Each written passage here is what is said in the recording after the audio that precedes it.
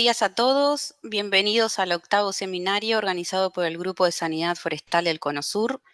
En el día de hoy recibimos al doctor Esteban Seriani con el webinar titulado Megaplatypus mutatus y sus hongos asociados, actores nativos afectando la sanidad forestal. El doctor Seriani es biólogo egresado de la Facultad de Ciencias Exactas y Naturales de la Universidad de Buenos Aires, Argentina. Actualmente es investigador de CONICET y docente de la Facultad de Agronomía de la Universidad de Buenos Aires.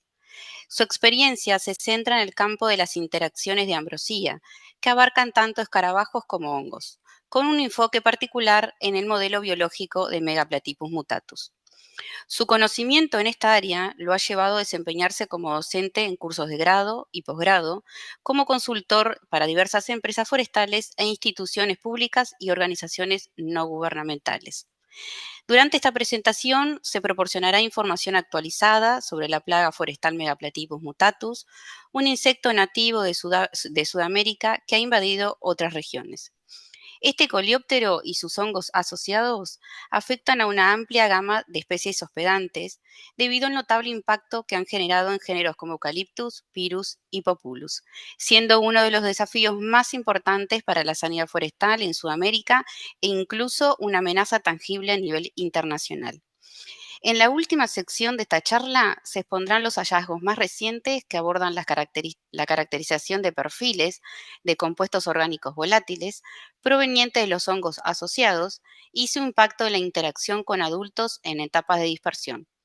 Estos resultados mejoran la comprensión en un contexto quimiotaxonómico y en la respuesta de Megaplatypus mutatus, revelando notable tolerancia a bajas temperaturas y su capacidad de mantener la movilidad y orientación hacia las fuentes de volátiles, incluso después de estar expuesto a 0 grados. Antes de dar inicio, recordamos que pueden hacer las consultas y las mismas enviarlas por el chat de YouTube y al final lo discutimos con el doctor Seriani. Ahora sí, bienvenido, doctor Seriani. Hola, ¿qué tal? ¿Me escuchan bien? Sí. Sí, perfecto. Bueno, buenos días a todos, espero que estén bien. Gracias a los organizadores por la invitación, brindar el espacio y solucionar los problemas de conectividad a último momento, y a los presentes por hacerse este tiempito para verlo en vivo y en directo. Bien, sin más preámbulo, les dejo mi dirección de correo para lo que consideren necesario. Trabajo en el Laboratorio de Micología y Fitopatología del Instituto de Micología y Botánica del CONICET y soy docente de la Cátedra de Física en la Facultad de Agronomía de la misma universidad. Bien, durante esta charla vamos a recorrer estos puntos en donde mencionaré los aspectos más importantes sobre cada tema. Como primer punto, esta breve reseña de Megaplatypus antes de ir a eso puntualmente. Espero que todos hayan escuchado hablar de los coleópteros y hongos de ambrosía. Muy brevemente, son un notable ejemplo de agricultores, tales como ciertas especies de termitas, hormigas, e incluso nosotros. Estos escarabajos de ambrosía son un grupo importante en ecosistemas forestales, siendo uno de los primeros agentes degradadores de la madera en llegar a los árboles debilitados o muertos. Esta designación no taxonómica que se le dice de ambrosía, incluye especies de las subfamilias Scolitine y Platypodine, y se refiere principalmente a la interacción obligada de estos insectos con eh, simbiontes fúngicos nutricionales. Eh, a pesar de que se desarrollan dentro de ramas o el fuste, los coleópteros son micetófagos. De hecho, su relación simbiótica con especies fúngicas en algunos casos puede derivar en la presencia de glándulas especializadas para vectorizar dichas especies fúngicas. Ahora bien, como un breve repaso de los hitos académicos científicos relacionados a Megaplatypus mutatus, en 1865 se describe la especie. A lo largo del tiempo fue tratado como sinonimia, se hicieron revisiones, pero finalmente fue asignado y se mantiene actualmente como Megaplatypus mutatus. Recién en 1931 se publica el primer estudio que menciona plantas hospedantes y se reporta el daño de esta especie en arbolado urbano y en plantaciones de salicáceas. En 1957 comienza una seguidilla de trabajos que enfatizan la importancia de comprender la biología de Megaplatypus, aportando datos relacionados al ciclo de vida, tales como fenología de vuelo, ratio de sexos, etc. Recién, en 1966, se describe la primera especie de hongo asociado a Megaplatypus, es una especie de Rafaelea, y fue el único trabajo hasta el 2016 en que comenzamos a caracterizar la comunidad fúngica de Megaplatypus como insectos, ¿sí? Estudiando adultos, hembras, machos, larvas también, como también la comunidad fúngica asociada a la galería. Y esto lo hicimos por métodos de cultivo dependiente como independiente. Continuando con la línea de tiempo, en el 2005 se describió la feromona sexual y esto generó diversos papers en la temática eh, y generó, bueno, una herramienta alternativa para su manejo integrado. Recién, en el 2022, pudimos compilar y resumir todo este camino y un poco más en un review que abarcó una búsqueda bibliográfica exhaustiva en varios idiomas, justamente con el objetivo de compilar toda la información disponible de esta especie.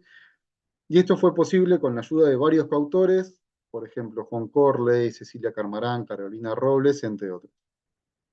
Acá abajo yo les voy dejando las citas, por si a ustedes les interesa ahondar en el tema, de, nada, tienen acceso al paper que es Open Access. Bien, sigamos al próximo ítem. ¿Cómo se detecta y algunos rasgos del ciclo de vida? ¿Cómo es el ciclo de vida de esta plaga? Ante todo, como se mencionó en la introducción, estamos hablando de una especie nativa sudamericana, ¿sí? Es una especie cuarentenaria y está asociada principalmente a plantaciones de álamos, pera y eucalipto. Como pueden ver en la imagen de la izquierda, está registrado prácticamente en toda Sudamérica y en Italia. En este país también está asociado a plantaciones de álamos y frutales. En la imagen de la derecha, específicamente para la Argentina, su registro coincide principalmente con la ubicación de plantaciones forestales comerciales, ¿sí? Claramente hay un sesgo asociado a la falta de financiamiento para estudiar el modelo en ambientes nativos en donde probablemente genere problemas, pero no hay una relevancia económica directa. Circunvalando esta situación, gracias al apoyo de colaboradores, pudimos estudiar y ampliar el rango de hospedantes conocidos, tanto exóticos como nativos, y este trabajo ya está en etapa de redacción por la estudiante Ana Trevino, acá tienen la fotito, y esperamos poder contarles más en un futuro cercano. Ahora bien, en cuanto a la detección de los síntomas, es bastante sencillo. Uno, lo primero que puede detectar son exudados de quino, ¿sí? O simplemente, por ejemplo, en palmeras se genera una gomosis que no logra detener el ataque en la mayoría de las veces, o por ejemplo, en la mayoría de los casos, sobre el fuste, genera perforaciones, que en la jerga se denominan ataques, sobre el tejido vegetal. En muchos casos, estas perforaciones no necesariamente generan el quiebre, pero sí le generan un estrés importante y por sobre todo eh, pueden ser la vía de entrada a patógenos y enfermedades secundarias.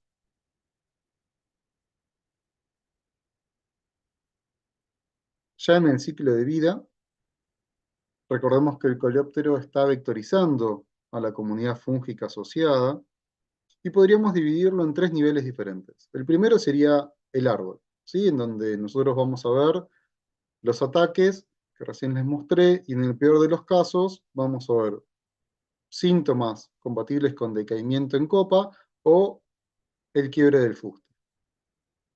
En el segundo, vamos a ver cómo avanza la construcción de los túneles que luego forman una galería, que es un claro indicador del desarrollo de la cohorte, ¿no? Vemos acá cuando el macho inicialmente ataca, luego cuando la pareja de adultos extiende la galería, y ya la galería en su mayor expresión, extendida no solo por los adultos, sino también por los últimos dos estadios larvales. En la tercera columna, lo que podemos ver es al macho, eh, que es quien selecciona y coloniza el árbol, luego va a emitir feromonas sexuales, va a ocurrir el apareamiento, y los adultos y las larvas de los últimos estadios contribuyen a extender la galería como les mencioné en este caso. La dispersión va a ocurrir con la madurez de los nuevos adultos, solo la F1, ¿sí? Los parentales mueren en la galería original, y esto ocurre en primavera, otoño, perdón, en primavera, verano, y aunque a veces también sucede en otoño. Esto depende claramente de las temperaturas.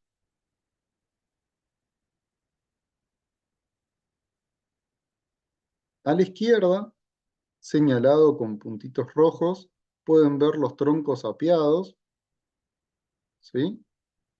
Con las galerías. A la derecha es una ampliación y lo negro que ustedes ven son los túneles recubiertos por los hongos, ¿sí? Estos túneles forman una galería y ahora vamos a ver el daño que generan. Tenemos a la izquierda la imagen que recién les mostré. No me voy a detener mucho en esta diapositiva, pero lo que están viendo es un tronco analizado por tomografía axial computada. Se desarrollaron, perdón, algoritmos automáticos de reconocimiento, aislamiento y reconstrucción que nos permiten en la última imagen, ¿sí?, poder extraer toda la información de la tomografía en una imagen, en este caso, en dos dimensiones. En azul ven el perímetro, ¿sí?, de la corteza, y en verde sería la galería. El daño que genera esta plaga es acumulativo, es decir, el productor o el personal va a la plantación, detecta el ataque, que probablemente esté bien desarrollado o no, como en esta imagen con los túneles verdes. A lo largo del tiempo, en un año, en 2 años, eso cicatriza, el árbol sigue creciendo, entonces es un daño oculto. Por eso hablamos de daño acumulativo. El árbol no puede cerrar, no puede cicatrizar los túneles que realizó Megaplatinos. Lamentablemente, aún no hemos podido publicar estudios de impacto económico por motivos obvios de confidencialidad con las empresas, pero como ustedes saben, el daño económico varía de acuerdo al destino y escala productiva. En rasgos generales les puedo contar que genera más de un dolor de cabeza, incluso con la opción de sustitución de especies.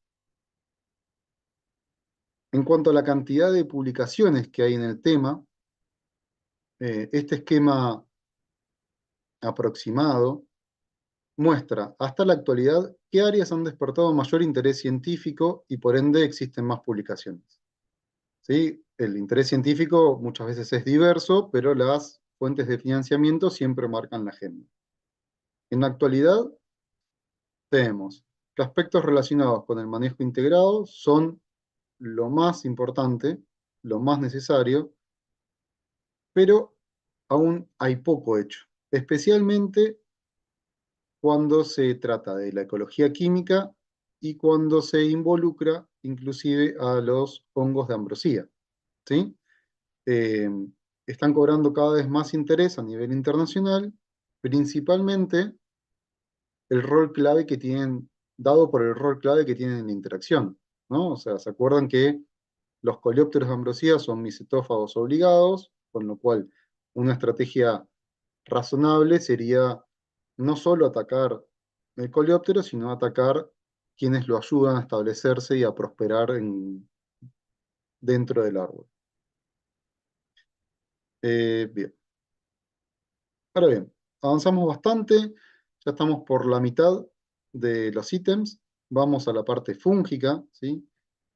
¿Quiénes son y dónde los podemos encontrar? Y por último vamos a hablar de los volátiles fúngicos y algunas pruebas de comportamiento. Ahí vamos. Bueno, espero que nadie niegue la relevancia de los microbiomas, cada día es más en boga, en todo sentido, en todos los modelos biológicos, incluso en nosotros. ¿Sí? Denme un segundo, pero les dejo una consulta. Eh, ¿Qué piensan? ¿El sexo y los tagmas de Megaplatypus estará o no relacionada con ciertas especies fúngicas? ¿Será específico o indistinto?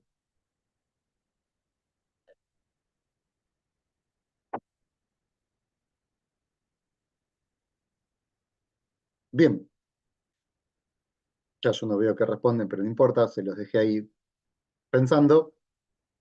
En este análisis de componentes principales, uno de los muchos análisis que hicimos, esto es ilustrativo, podemos ver que hay un claro ordenamiento, ¿sí? Fíjense, tenemos machos como cuadrados verdes, hembras como redondeles, como círculos amarillos, perdón, y larvas como, creo que son triangulitos azules. Fíjense que hay cierta agrupación entre qué está llevando un macho, qué está vectorizando una hembra o una larva, ¿sí? Inclusive hay casos en donde solo registramos una fuerte interacción, una fuerte asociación entre una especie y el sexo. Por ejemplo, es el caso de Graphium basitruncatum, que el único que lo vectoriza son los machos. Bien, a modo de resumen, tenemos ciertos grupos de levaduras y especies de Rafaelea que va a vectorizar la hembra. Tenemos ciertas especies que vectoriza el macho. Y después hay especies que vectorizan ambos, ¿sí? Y es indistinto. Por ejemplo, es el caso de Fusarium solani, que vectoriza tanto el macho como la hembra.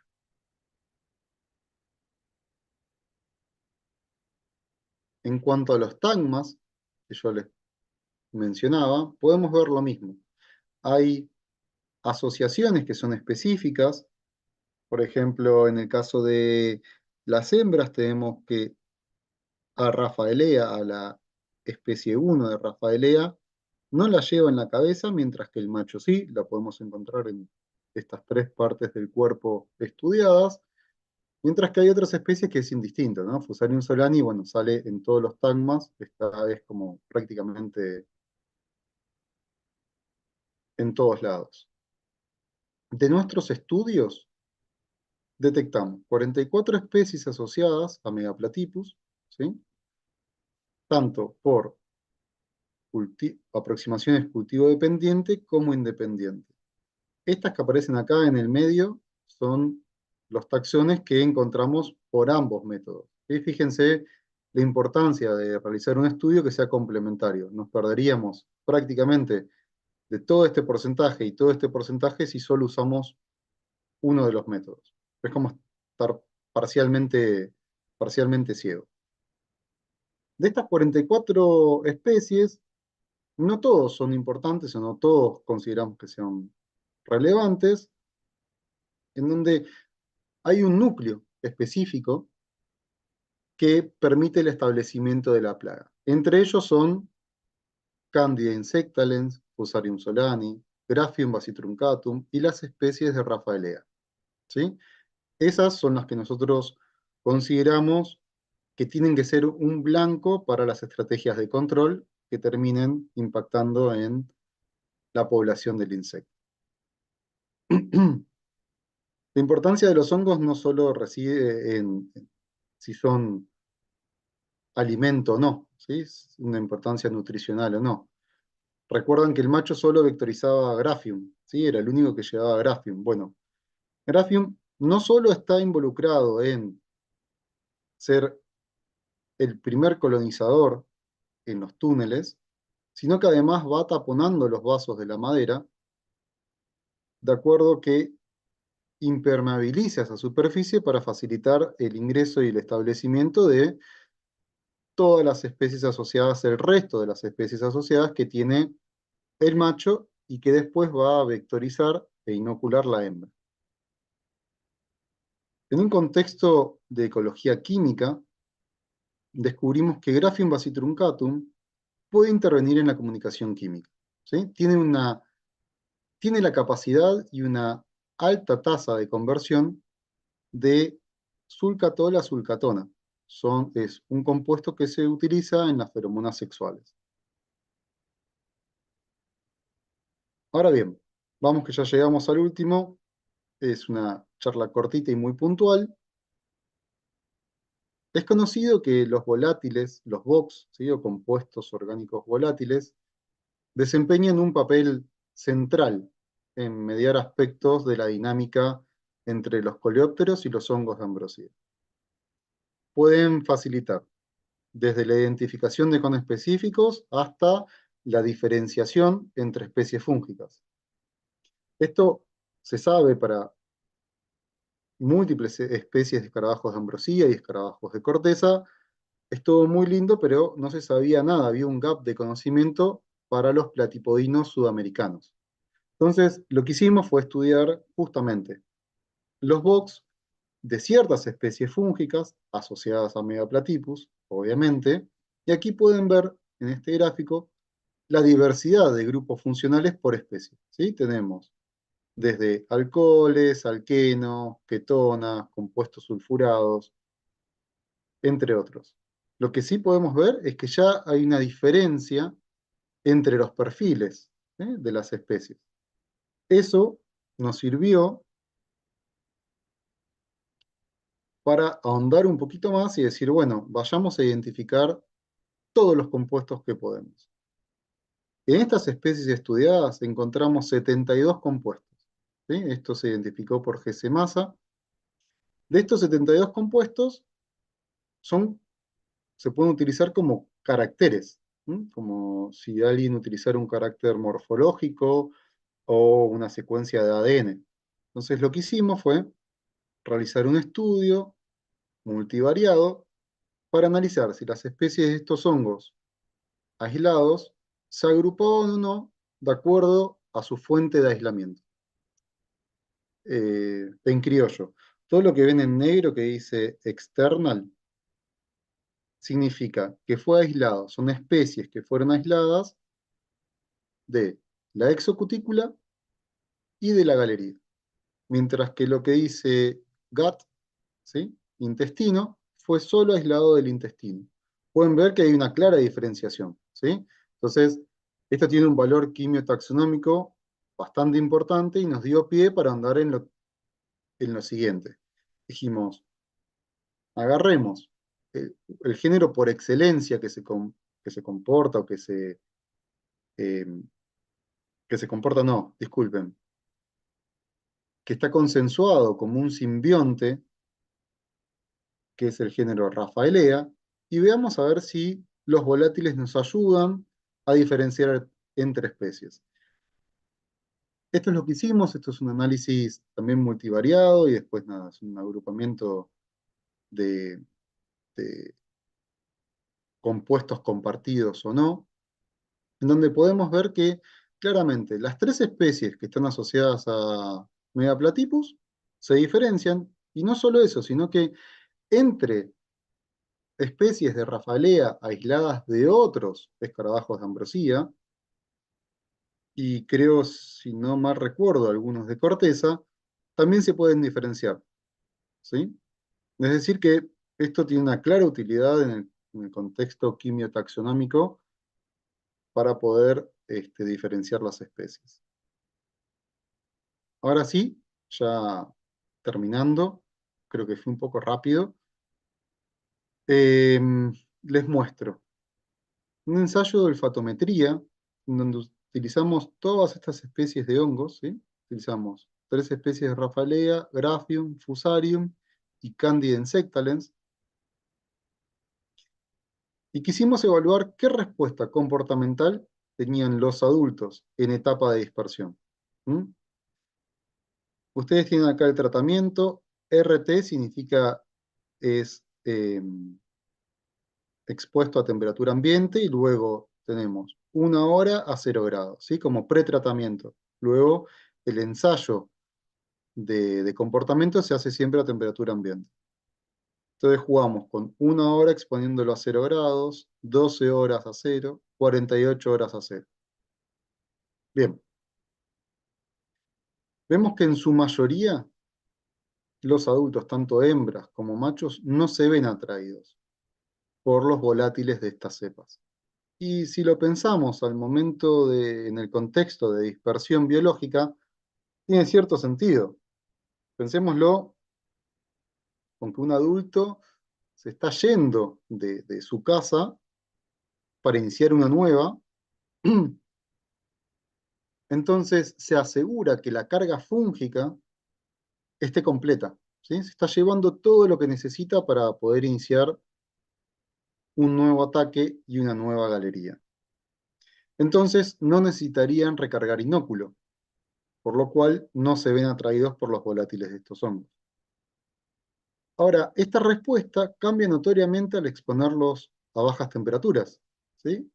Fíjense, las hembras buscan a Fusarium, ¿sí? Esto, lo azul es Fusarium, y estamos mirando en 48 horas, perdón, mientras que los machos buscan a Rafaelea, ¿sí? Biológicamente no es tan sencillo de explicar, y hago acá un poco de propaganda. Los invito a leer el último paper en donde discutimos estos resultados y pueden ver, bueno, las hipótesis plausibles que postulamos, pero en síntesis, lo que les puedo comentar es que Megaplatypus soporta una exposición a 0 grados. Esta exposición, a pesar de ser prolongada, no altera la capacidad de respuesta comportamental, ¿sí? No se ve afectada su capacidad de responder ante un estímulo, y que el grado de atracción, luego de estar expuesto a esa temperatura baja, es compatible con los múltiples ataques por hospedante que se observan luego del invierno en las plantaciones forestales de salicáceas. Sé que estos de repente son figuras para ahondar muchísimo más, pero el tiempo es tirano, y creo que está bien como una primera aproximación. En cuanto a proyectos y perspectivas, además de continuar con los temas mencionados, actualmente incorporamos otros aspectos como la evaluación de los límites térmicos, ¿sí? La preferencia por plantas hospedante, e identificación de hongos entomopatógenos y pruebas de virulencia específicas para megaplatípulos. Esto es lo que son proyectos que corren en paralelo, pero que se espera que en 1 o 2 años estén más avanzados. Por último, espero que esta foto sea un fiel reflejo de cada personalidad, de todos los colegas y colaboradores que ayudan y me soportan en este proyecto. Y bien, agradecerles a ustedes por el tiempo, y quedo a disposición para las preguntas que tengan para hacerme. Bueno, Esteban, muchas gracias por esta presentación. Tenemos 3 preguntas. La primera, bueno, tenés vasto conocimiento en Argentina, si existen algunas especies de eucaliptus que sean más susceptibles. ¿Hay Sí, alguna preferencia o algún ranking que se sí, eso pueda justo, compartir? sí, no se los puedo contar ahora porque justamente es uno de los proyectos que se está llevando a cabo. Hay preferencia entre nativas, exóticas e incluso dentro de especies de eucalipto. Bien, nos Incluso quedamos hay materiales entonces que son con... más susceptibles, nos quedamos con la expectativa. Eh, sí, sí, sí, hay. No solo hay preferencia por parte del insecto, sino que también hay una respuesta, o por ponerle un término, ¿no? De acuerdo al material genético que tolera más o menos los ataques de megaplatípus. Claro, la relación hospedero-plaga. Exacto.